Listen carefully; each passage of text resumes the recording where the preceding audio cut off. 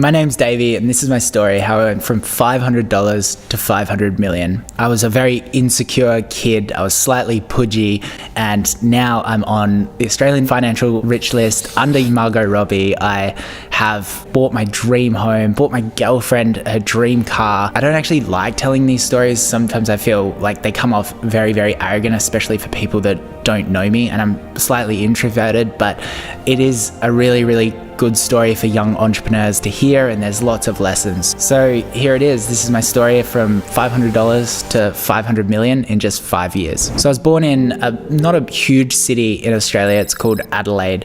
I was a very insecure kid. I was the kid that went to the beach and just wouldn't take their shirt off. I would have to swim in my shirt. I had a very supportive family when I was young. They, supported me both emotionally, but they also worked incredibly hard to support me financially. After school, I would go and watch them sell furniture. They had a small furniture business in Adelaide, and I would just get to watch them constantly just, working really, really hard to put me through school. School was difficult for me for a very long time. I was told that I was stupid at a very young age, especially through primary school, and I believed it. It was probably exacerbating my insecurities, and I just never tried. Constantly arguing with teachers, constantly getting detentions, and everything felt like it was going downhill. I had a parent-teacher interview, I think it was grade 10. All of my 5 teachers just said that I was failing and I was incredibly difficult to teach. After that, my parents pretty much had enough. They gave me an ultimatum to either start working hard or they're going to find another school or even just stop supporting me overall. I felt a deep feeling of shame at that point. I knew that there was something within me. I knew that I wasn't stupid and I had a decent amount of intelligence, enough to make a good life for myself. But it wasn't until I was scrolling through YouTube. I used to watch mind-numbing viral videos, Charlie Bit Me, and I came across all of the old Nike commercials. These were so exhilarating in every single way. You would watch them and you just feel like you could run through a wall. I watched the Jordan commercial where he talks about how many game-winning shots that he's taken and he's lost. After that moment, I started to pick up that all greatness was just a willingness to work hard and fail. So I knew I needed a plan. I needed to get better grades, I needed to get a job, and I needed to go to university to make money. Well, I thought university was the right path at that time. This was the path that I could feel better about myself and maybe achieve greatness, which I didn't actually really know what it was then, but I knew I wanted to do something awesome. The first job, I was moving things around in a warehouse, and I was getting minimum wage, which I think was about $16 an hour even back then. Then I used that money to go to the gym. I started to get absolutely obsessed with the gym, which made me feel so much better and was kind of the first lesson that small bits of compounded effort can actually improve over time and just help your mental and physical health. Then I got a tutor as well to help me with the subjects that I was struggling with.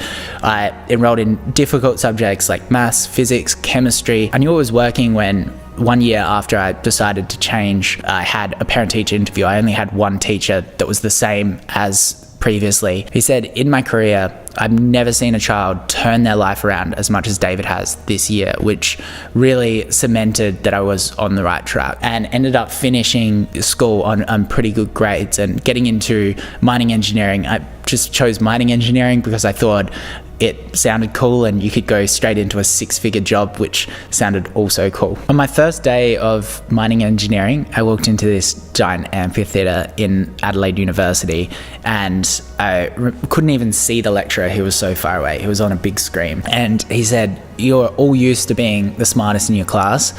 Look to the left, look to the right. Only one of you is going to pass this class."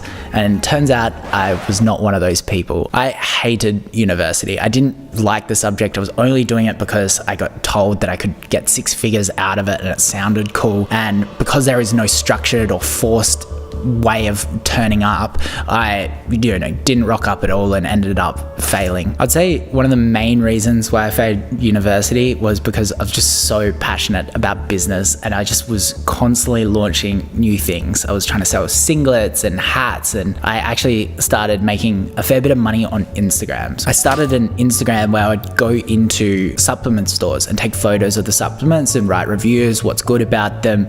Then I was able to sell advertising on those Instagrams to fitness tea brands and that kind of stuff. It started off small, make $5 here, $10 here. I'd be out on a night out during, young party stage, and I couldn't afford drinks, but then I'd sell a shout out and then would all cheer because I'd be able to actually buy the drinks. It started to grow really quickly. I created lots of different verticals of accounts. I created them in workouts, in nutrition. I was doing cooking recipes and putting those up. It probably got to a point where I was making the six figures that I wanted from mining engineering just from Instagram, which felt huge compared to having minimum wage just previously. Then I decided to do personal training because I thought I could get more into the fitness industry, learn more about it. During the day I would have 6 burner phones on the bench. People thought I was a drug dealer. I think Dad thought I was a drug dealer for a very long time because they would all have different accounts on them. I'd sell shout outs during the day, train my clients in the morning and the night,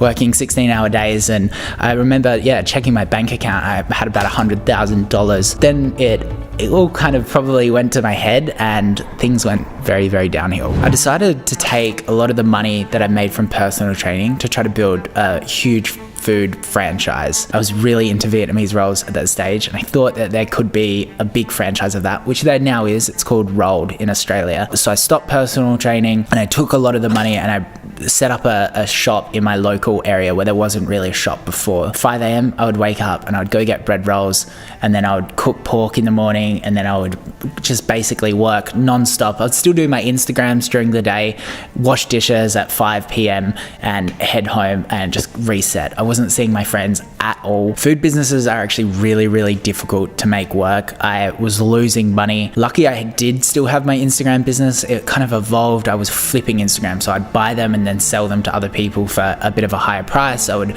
also just grow them a little bit in the meantime. And that was working really well until I ended up buying an Instagram from someone. It was probably my biggest buy ever. It cost $40,000. Bought the Instagram, got all the access to it. Everything was all sweet. Then it turns out that was actually hacked. The original owner was like, this is hacked. Instagram gave the account back to the original owner. The scammer already had my $40,000 and I was just left with nothing. That was almost all of my money at the time, so I couldn't buy any more Instagrams to flip them. My Vietnamese roll shop business was pretty much going down the drain, and I got into a very, very dark place. I remember completely being disorientated in the bathroom, mentally just not even there, with a lot of bad thoughts. And it was a really good moment for my family. It completely lifted me up out of that. I was constantly drinking at that time as well, so my family taught me a really good lesson. I remember Dad put a rock in my shoe and he made me walk down the driveway with the rock on the shoe, and it was poking me and hurting me. And then he took the rock out of the shoe and then put it on again and said, walk down the driveway, and obviously it stopped hurting. And he said, these mistakes, if you carry them with you, they're just going to hurt you. Just learn from them and move on. So I knew I needed a new plan. I packed up, basically gave the shop away. I was going to move to Melbourne, surround myself with great people, learn as much as I can about e-commerce and launch a brand.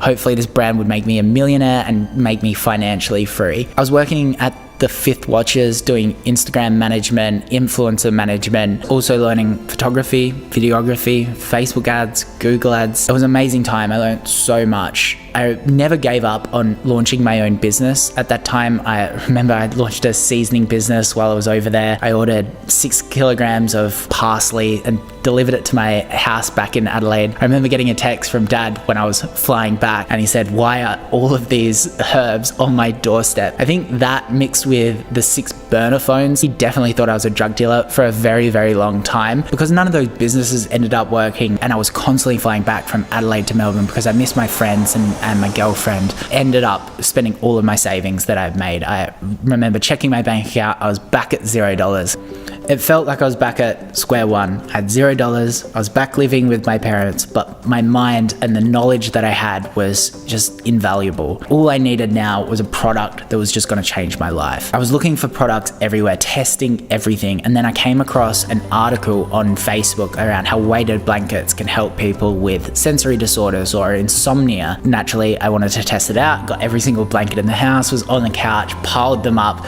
While that didn't really feel that good because it was maybe 400 degrees under the blanket, I did keep looking into it, and there were so many glowing reviews on forums, and there wasn't that many products out there, especially in Australia, that was selling the product. So I decided to commit to it. I decided this was going to be the product. It was helping people. It could really make a difference, and I definitely thought it was going to work.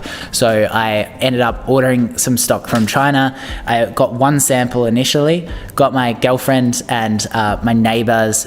She was about 11 at the time, and I did a photo shoot in the house. I had so many skills from all of those past failures that I could launch the store from scratch. I could launch the Facebook ads, launch the Google ads. I could do everything from scratch. So I really didn't need any money to get it started.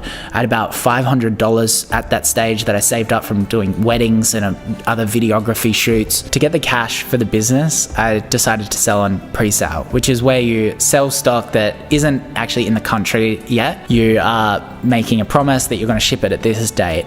So I would take the order, buy the stock, and bring it in, because I had no idea what I was doing. They were sending me paperwork to sign. I had no idea. It actually got caught in a customs border hold, but the Australian Federal Police, they scan the product, especially if it's the first time that you're bringing in stock. And I remember it was just absolutely devastating. The stock was about 5 weeks delayed, and I had about 400 customers. My first 400 customers for my big business were waiting 5 weeks to get their stock. I thought, I'm going to throw away this huge opportunity. Ended up getting the email that they cleared finally after just constant emails between border security, and it was just the most ecstatic feeling. I was just off from there. I did about $200 in the first day, $1,000 in the first week, $10,000 in the second month, ended up scaling to doing $1.5 million profit in its first year. From there, I started spending the money as you do. I bought my Range Rover that was always a goal for me as a kid. I remember getting and driving it out of the yard, people thinking that I was pretty young to be buying it, and I just couldn't stop smiling with it. Was able to buy my girlfriend her car, bought my house that I love. I'm currently looking for a beach house. I get to travel the world because we've just got so many American Express points. So after launching Calming Blankets, I launched the Oodie, which took me from earning millions to tens of millions. We have millions of happy customers. All of the team, the 60 people that work there, love the brand. We are inclusive, fun, happy. We make people feel very comfortable in their own home. It's a brand that I'm incredibly proud of. When I look back at myself in school, watching those Nike commercials and how amazing that brand made people feel, couldn't have imagined that I would create something like Oodie that has a very similar effect on certain types of people. There was always times that I doubted myself through the journey, but the main thing is to just never give up, constantly keep learning, and just really at least try to enjoy the process as well. Enjoy the process of learning. If I can give one piece of advice as well through this video, is you're not too stupid. You are in a position to make a change in the world, and just enjoy the process. Don't forget to like and subscribe. Thanks.